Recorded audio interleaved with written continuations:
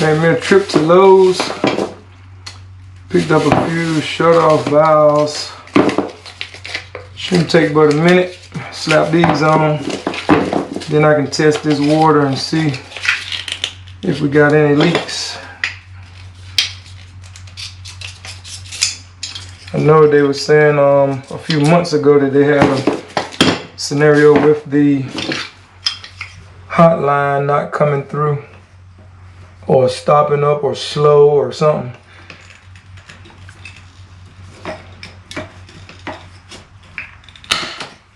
These little cutters are pretty cool. I got about 3 pair of them. Keep on losing them or misplacing them, and then I find them after I buy another set. So I've got like 3 of them now. And this blade is just as sharp as a razor. You can maybe put a file on there and keep it sharp and don't lose them. They'll last a good little while. So basically just cutting the lines, you know, just basically separating this. Then you want to put your ring on.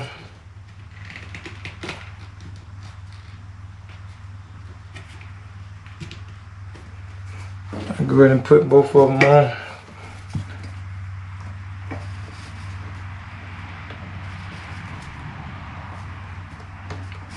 And all of this stuff, these little rings that go to this crimp, certain types of crimping tools, you got one that's got a different kind of ring to it. These are the solid kind. Then you have the copper rings like these. I just started using these solid rings. I usually use the ones that's double, and you got a pinch tool that clamps it on. But these are just smooth, and they just squeeze them down on it. For those of you who don't know much about plumbing or whatever, pretty simple process. And you basically just putting that in there and then put the tool on, and I'll be squeezing that in place.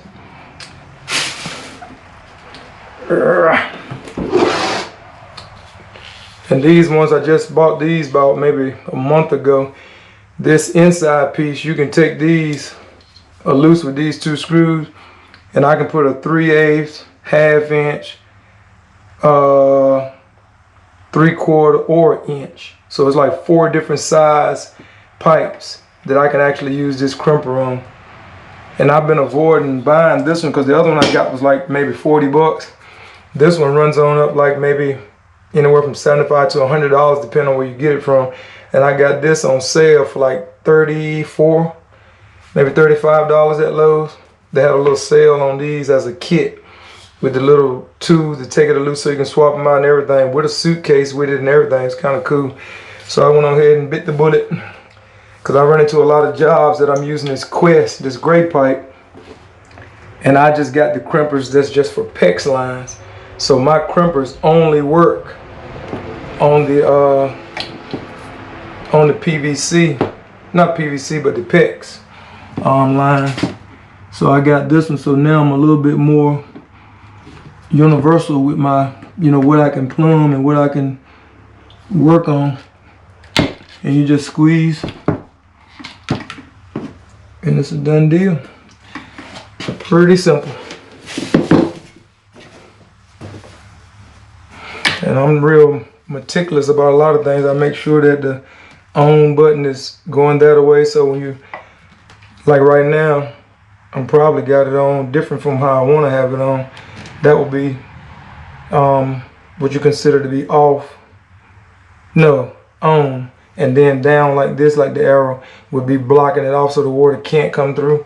Simple process. Even if you put it on upside down, it wouldn't matter because you're going to turn it one way to turn it off and one way to turn it on, so you really can't screw that up.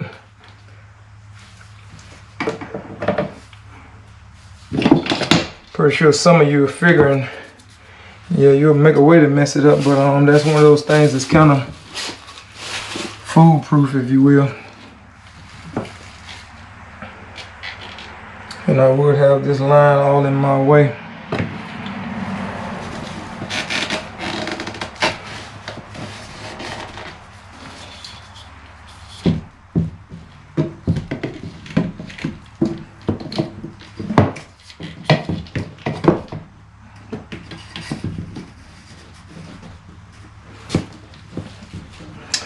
If I can get it in this little corner here, I'll tell you. Should have cut it a little longer. There we go.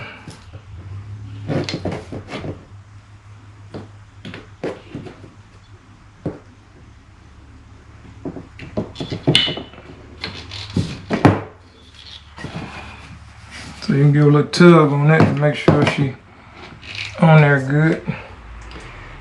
And they usually, like from the manufacturer, paint these red. That'll be your hot side. That'll be your cold side. But again, even with something as simple as that, it's only one or the other. So you got a 50-50 chance on putting it on there on the right line anyway. And if it did, if it was on the wrong side, you could just simply switch up the lines when you hook it to your faucet to fix that problem. So that really wouldn't be a big deal.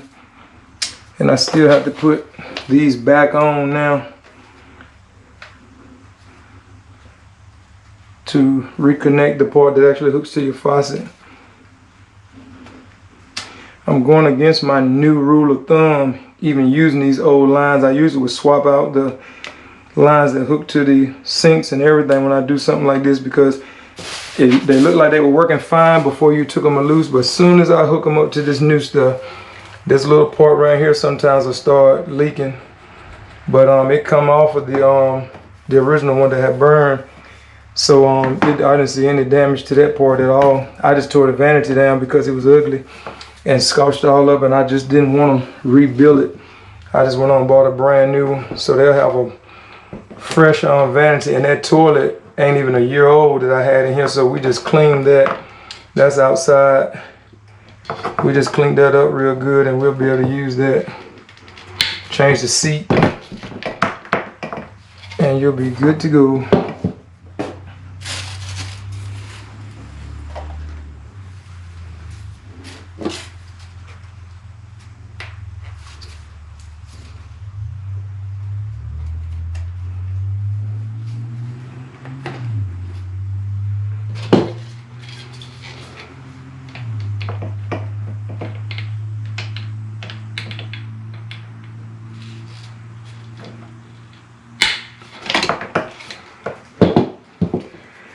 Well, I must say I am loving this new crimper.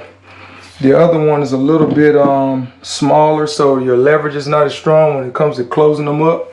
And I'll be up under houses trying to squeeze those things in real awkward positions. And I mean, it takes all I have to be able to close down on that thing to get it to crimp on it.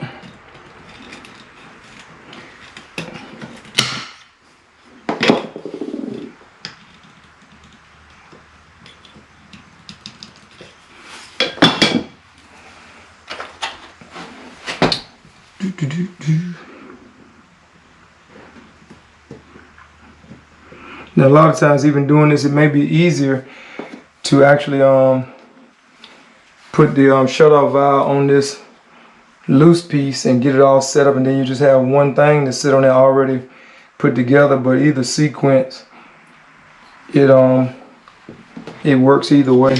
Whichever your preference is, it don't make a big difference.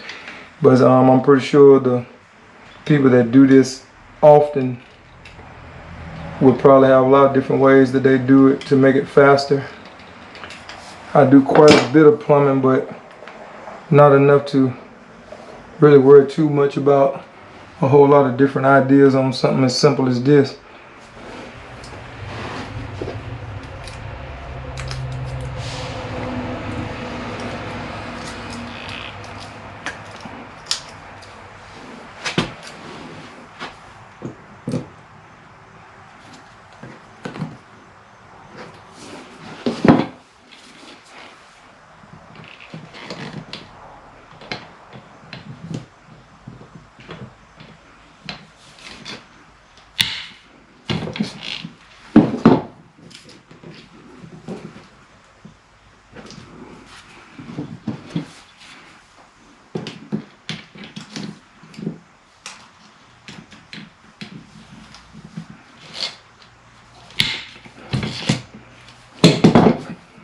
All right, and all of them are in the off position.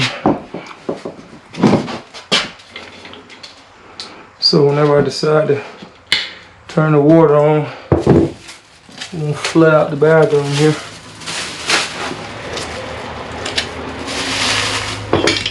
So the small job of plumbing for today is now done. And now you guys can go ahead and start tearing your bathrooms up, trying to put shutoff valves on. But until the next one, we will see you then.